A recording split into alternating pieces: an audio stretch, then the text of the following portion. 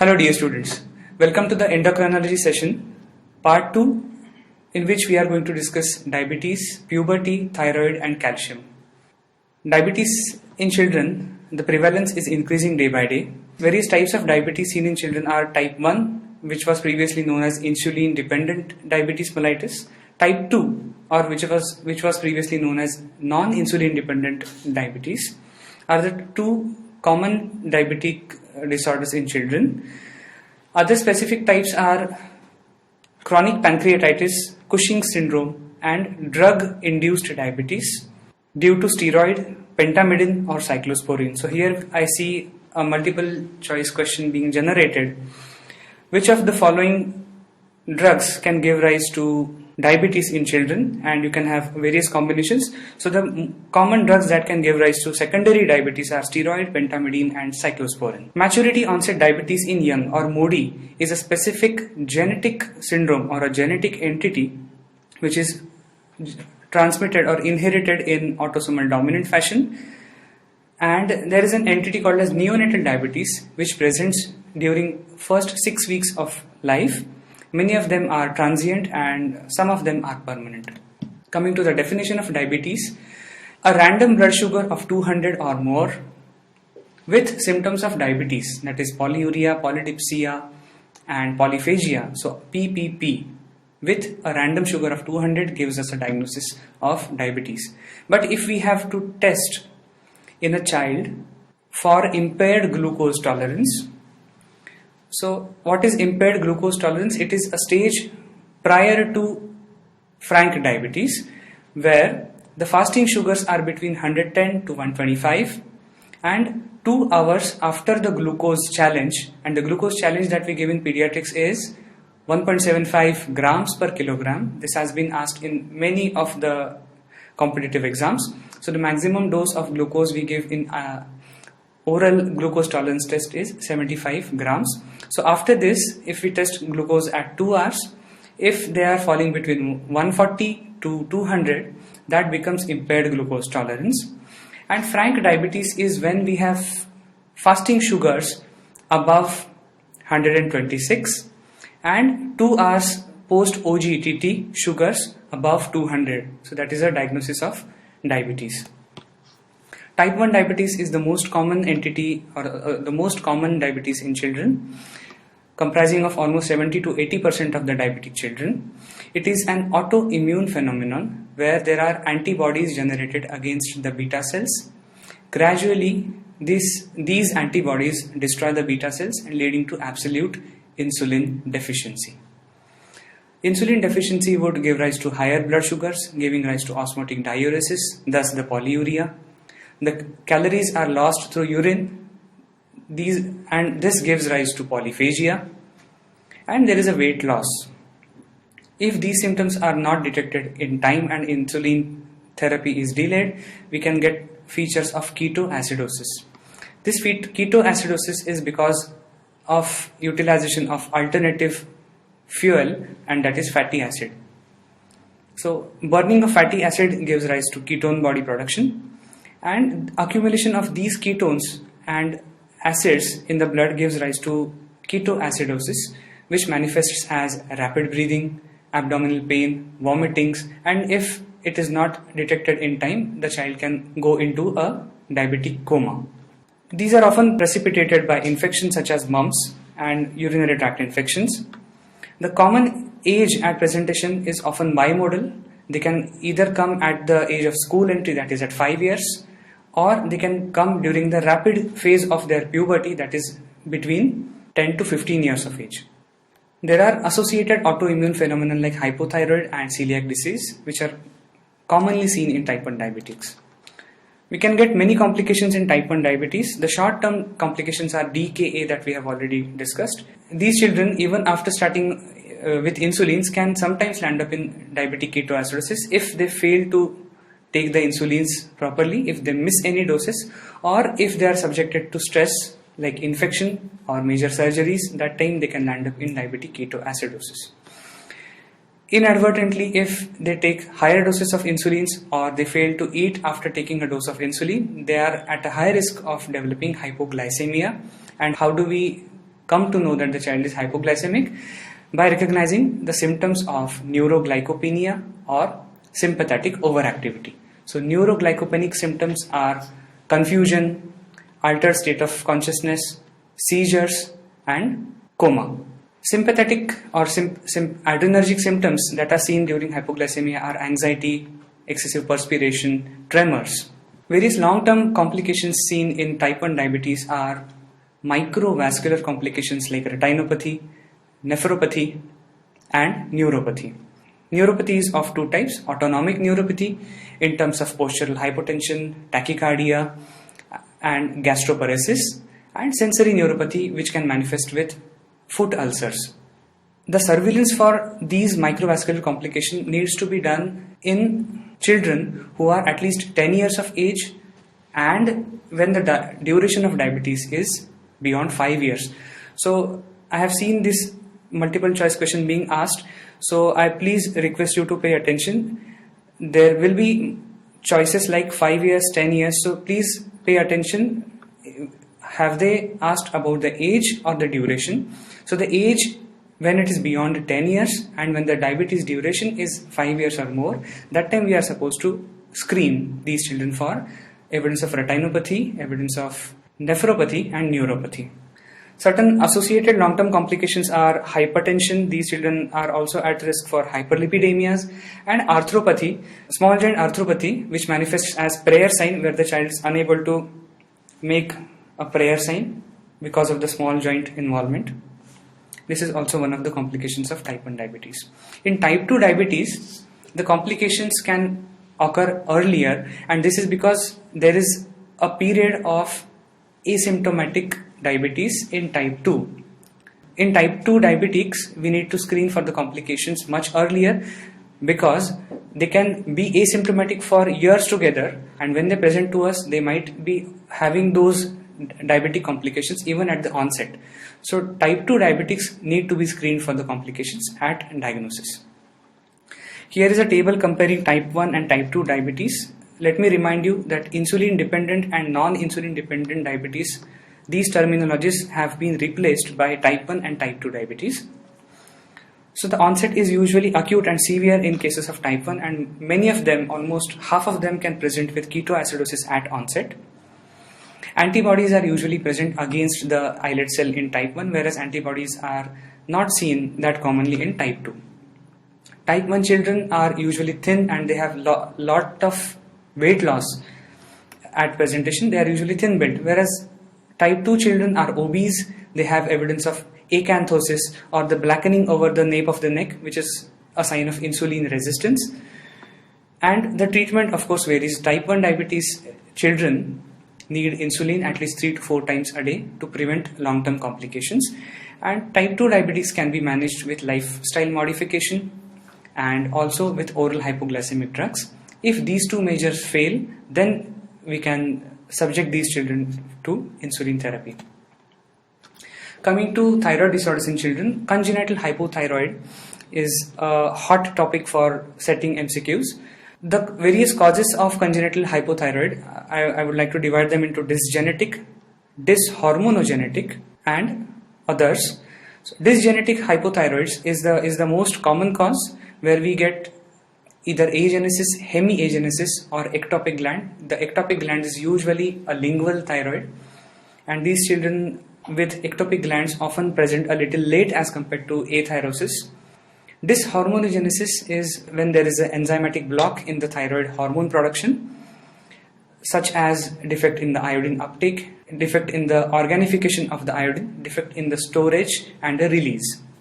Maternal antibodies sometimes cross the placenta and suppress the child's thyroid gland, such as in cases of Graves or Hashimoto's. When there are mixed antibodies, some of them are thyroid TSH receptor blocking antibodies. So these sometimes can lead to congenital hypothyroid, which is transient. Exposure to iodine in the form of painting the cervix just before the delivery or painting the umbilical cord with iodine sometimes can suppress the neonate's thyroid and giving rise to congenital hypothyroid, which is also a transient cause. Central hypothyroid, where there is a pituitary defect and TSH is deficient, is a rare cause of congenital hypothyroid. These children are usually normal at birth because they receive the thyroid hormone across the placenta, the maternal thyroid, which is protecting the child at birth. But soon, during the early infancy, they get symptoms of facial puffiness, forehead hair, they are excessively sleepy children. The parents are usually happy that my child is not troubling, he is sleeping a lot. But this is an alarming symptom where the child is unable to feed properly. There is a protruding tongue. Usually they have accompanied umbilical hernia. They are usually constipated, and sometimes they can present with prolonged neonatal jaundice. And if the congenital hypothyroid is untreated for long durations, these children can have delayed milestones and sometimes cretinism as well. Remember, cretinism is a particular word used in reference to iodine deficiency disorders, where the mother is iodine deficient and child is also iodine deficient. These children are at high risk for developing cretinism. Coming to juvenile hypothyroid, these are more commonly seen in females and are autoimmune in origin, most of them. Sometimes iodine deficiency can also lead to juvenile hypothyroid, especially in certain geographical areas which are high hilly areas and the soil iodine content is less. The typical symptoms of juvenile hypothyroid are lethargy, dry skin, constipation, cold intolerance, excessive somnolence, delayed dentition.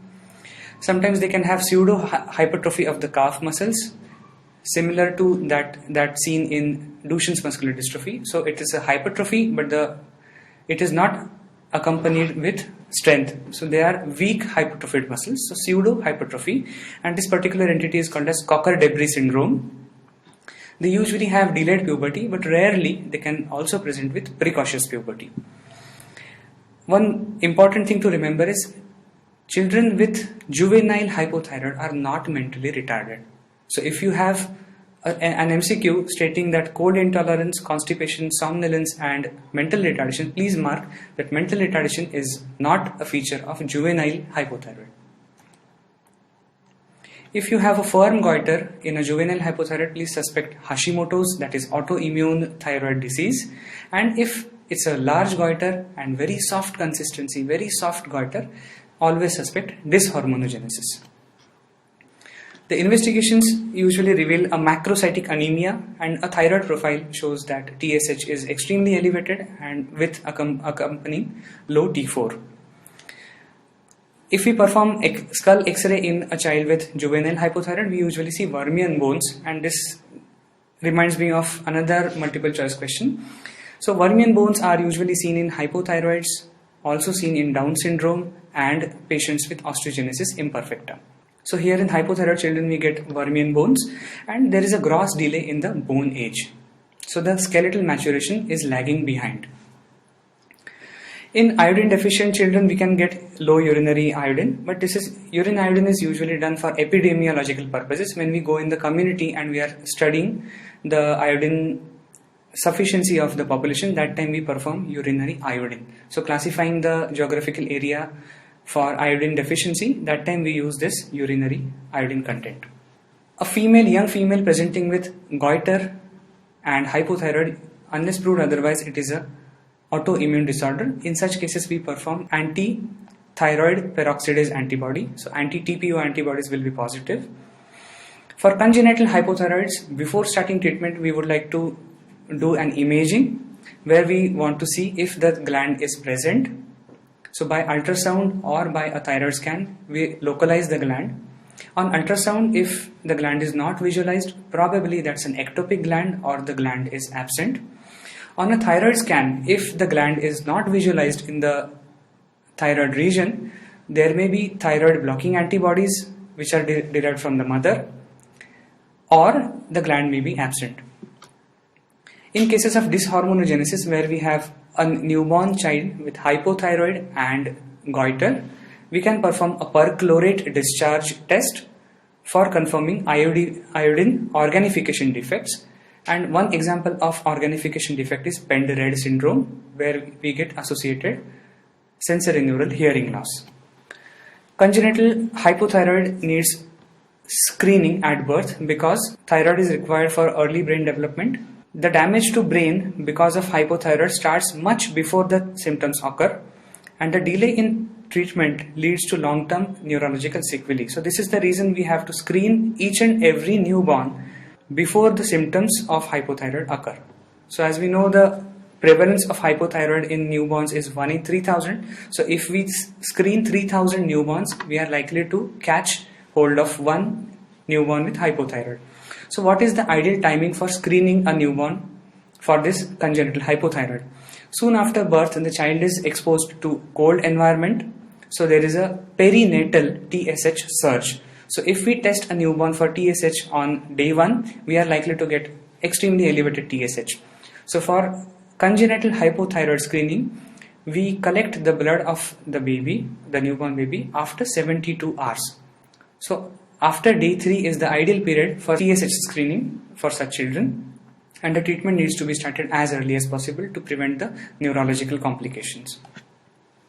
Coming to hyperthyroid states, the most common hyperthyroid state in children is Graves' disease, where there are antibodies stimulating the TSH receptor and we have excessive thyroid hormone production. Neonatal Graves is often a result of transplacentally acquired thyroid stimulating antibodies. So if the mother is suffering from Graves' disease, her antibodies are crossing the placenta and causing Graves' disease in the newborn. So this is called as neonatal Graves. Versus a childhood Graves' disease, where the child is developing autoimmunity and hence producing the antibodies. The difference between neonatal Graves and a childhood Graves is neonatal Graves is often self-remitting disease and usually does not need treatment beyond 6 to 8 weeks.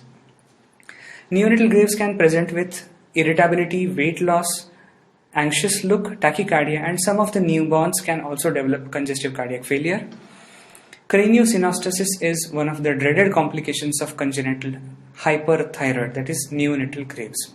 Childhood Graves is more commonly seen in adolescent females, and they come with soft to firm goiter and all features of thyroid excess in the form of weight loss despite increased appetite, palpitations, systolic hypertension. I would like to remind you guys that in hypothyroid we get diastolic hypertension and in hyperthyroid we get systolic hypertension. The TSH is often suppressed, almost undetectable, and T4 levels are elevated in Graves' disease. A thyroid scan often reveals increased uptake of the radioiodine. Please compare various conditions where we can get increased uptake versus reduced uptake.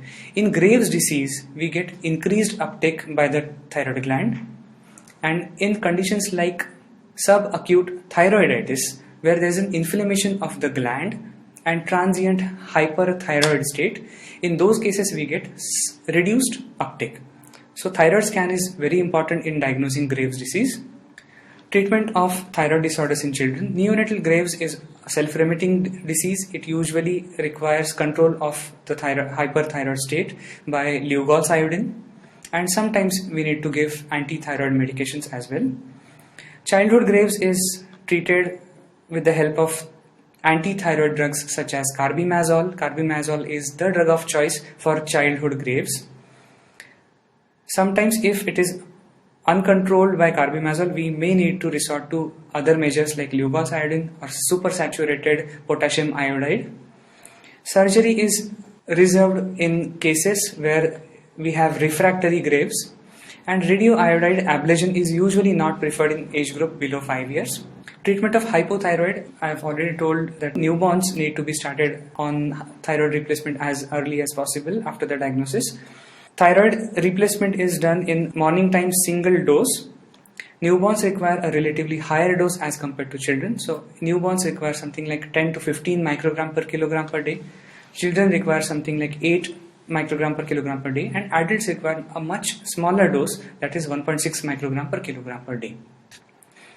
Coming to puberty, the sequence of normal puberty is activation of the GnRH from the hypothalamus, awakening the pituitaries and causing them to secrete LH and FSH, and in response to this LH and FSH, the gonads start producing sex steroids, and that is testosterone and estrogen. This estrogen and testosterone further act on the secondary sexual characters, causing the pubertal development. So the normal pubertal onset in males is around 12 years and in females is around 10 years. The first sign of puberty in males is enlargement of the testes. So testes reach a volume of 4 millimeters with reddening of the scrotal skin is the first sign. In females, we get thelarchy or the development of breast bursts as the first sign of puberty. Precocious puberty is appearance of secondary sexual characters in girls before 8 years of age and in boys before 9 years of age. Central precocious puberty is when the signal for puberty is arising from the brain, and peripheral puberty is when the gonads are becoming active when they don't have the signal from the brain. So they are becoming autonomous. Or there is a source of sex steroids other than gonads, for example from the adrenals. In precocious puberty, we get advancement of the skeletal age because under the effect of the sex steroids, the bones are maturing at a faster rate. So though these children are tall for their age, ultimately they are at high risk for developing short stature because early skeletal maturation and early epiphyseal fusion. The common causes of central precocity in girls is idiopathic, where we don't get any lesion on MRI, but in boys we are likely to get some lesion like hypothalamic hematoma, neurofibroma, glioma, ependymoma and craniopharyngioma. Various CNS insults like infection, hydrocephalus, radiation can also give rise to precocious puberty. Remember, central precocious puberty has a normal sequence and it is always isosexual. By isosexual, I mean that you don't get any virilization in females or any gynecomastia in males in case of central puberty or central precocious puberty. In peripheral precocious puberty, for example, in females, if we have an ovarian tumor or an adrenal tumor, it can sometimes produce testosterone and virilization can be seen. And the sequence, normal sequence of the puberty is many of the times not maintained. So you can get some PV or per vaginal spotting before you get pubic hair. So the normal sequence is many of the times not maintained in peripheral precocity. Some genetic syndromes like McCune-Albright and familial testotoxicosis are common causes of peripheral precocity. So the key points to remember in precocious puberty are the normal sequence is maintained in central precocity. In girls, we are likely to get idiopathic central precocious puberty. McCune-Albright is a common cause of peripheral precocity where we get associated cafe au lait spots and bony lesions, multiple fractures. High doses of GnRH, that is gonadotropin releasing hormone, desensitizes the pituitary to produce LH and FSH. So this property of high dose GnRH, we are utilizing it in the treatment of central precocious puberty. So central precocious puberty will be treated with high doses of GnRH analog, and peripheral precocity needs treatment of the underlying cause. Coming to delayed puberty, if there are no secondary sexual characters by the age of 13 in females and by the age of 14 in males, we label these children as having delayed puberty. The delay could be because of any systemic disorder or maybe some CNS insult. The delayed puberty causes are usually divided into like hypergonadotropic and hypogonadotropic.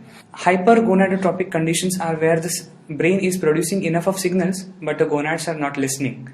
For example, in Turner syndrome or in cases of radiation, if a Wilms tumor case has received radiotherapy over the pelvis region and now she doesn't go into puberty. So this is an example of hypergonadotropic hypogonadism. But if we have a case of CNS tumor or for example Kallmann syndrome where a child has anosmia and fails to go into puberty, this is because the brain is not producing signals, LH, FSH are not being produced. So this is hypogonadotropic delayed puberty. Various syndromes like Kallmann syndrome and Prader-Willi syndrome often have hypogonadotropic delayed puberty.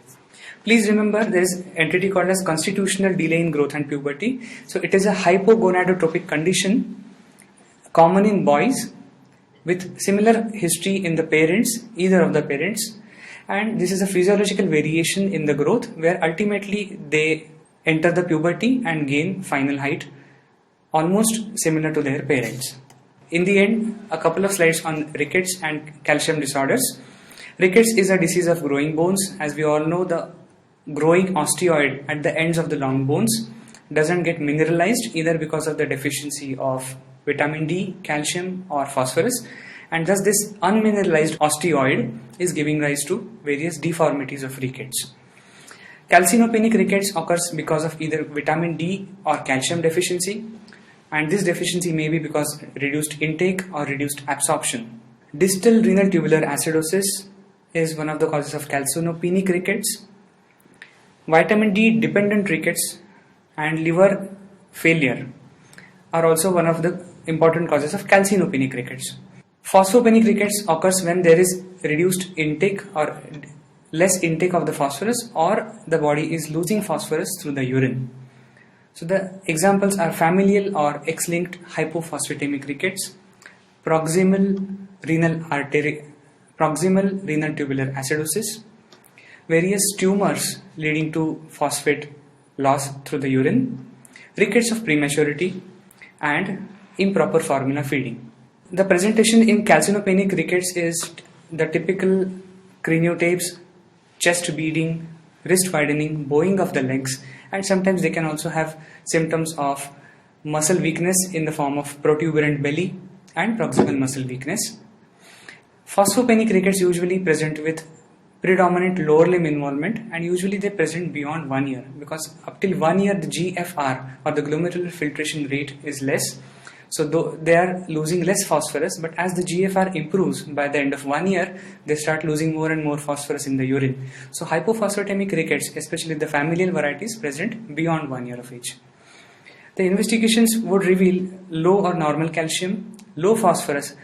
Remember, phosphorus will be low in both calcinopenic as well as phosphopenic rickets. What differentiates them is the PTH level. So the PTH will be elevated in calcinopenic rickets and the PTH will be normal in phosphopenic rickets. So if you get a multiple choice question stating all of the following will have elevated PTH except, and if I give you options as calcium deficiency, vitamin D deficiency, liver failure and proximal RTA. So what is your correct answer? If you said proximal renal tubular acidosis, yes, indeed you are right. So proximal RTA gives rise to normal PTH and not elevated PTH. Nutritional rickets is the most common cause of rickets. Occurs due to poor sunlight or poor vitamin D intake. Anticonvulsant therapy also gives rise to vitamin D breakage or excessive metabolism of vitamin D, and thus leading to rickets. Vitamin D levels or the 25 hydroxy vitamin D levels are the reflector of the body stores of vitamin D. When we consume vitamin D, we consume it in the form of D2 or D3. The plant sources are the D2 and animal sources are D3. The sachet or the cholecalciferol that we consume or that we give for the treatment is the precursor of the vitamin D.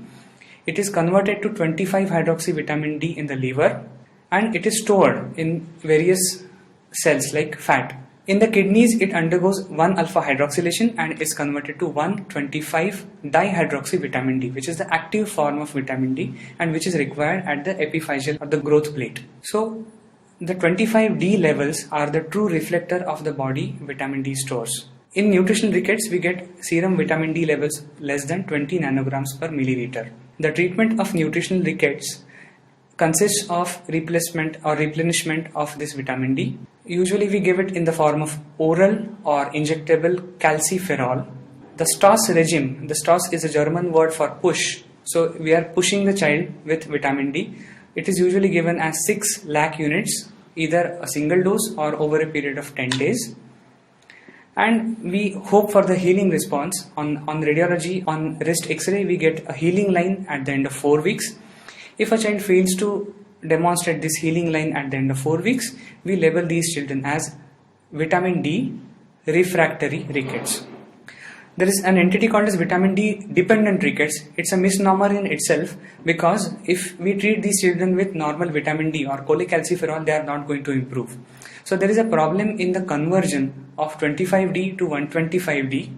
So if the alpha hydroxylation is deficient, This is called as vitamin D dependent rickets type 1. And if the 125, that is the active vitamin D, is being produced but it is not acting on the receptors, that is called as VDDR type 2. So one multiple choice question, alopecia is associated with, yeah, that's correct, vitamin D dependent rickets type 2. A couple of slides on renal tubular acidosis. Renal tubular acidosis is the defect in the renal tubules and where the kidneys are unable to excrete hydrogen ions or unable to reabsorb the bicarbonate ions. These children usually present with polyuria, polydipsia, rickets, failure to thrive, and many of the times acidotic breathing, that is rapid breathing with a clear chest. These children have defect in reabsorbing the bicarbonate ion that are filtered through the glomerulus. So it's a proximal tubular defect. It may be isolated defect or it may be associated with conditions like Fanconi syndrome, where we have a global absorption problem. So the child is losing phosphate, the child is losing bicarbonates, the child is losing amino acids. Sometimes we have syndromes like cystinosis and Loeys disease presenting as proximal RTA. Cystinosis is a clinical entity presenting with retinopathy, corneal deposits, fair skin, and there is a problem in conversion of cystine to cystine. So the treatment is cysteamine, which helps the conversion of cystine to cystine. Loeys disease is also called as oculocerebrorenal disease. It is an X-linked condition presenting with mental retardation and cataracts, many of the times associated with Fanconi syndrome. In proximal RTA, the urinary pH is often less than 5.5 because whatever problem is happening in the proximal tubules, it is corrected by the distal tubules.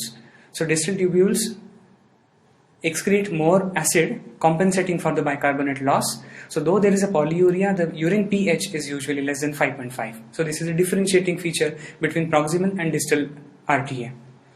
Serum PTH, as I have already told you, in proximal RTA is normal. Distal renal tubular acidosis, which is also called as type 1 renal tubular acidosis, there is a defective hydrogen ion excretion in the distal tubules. So there is acidosis.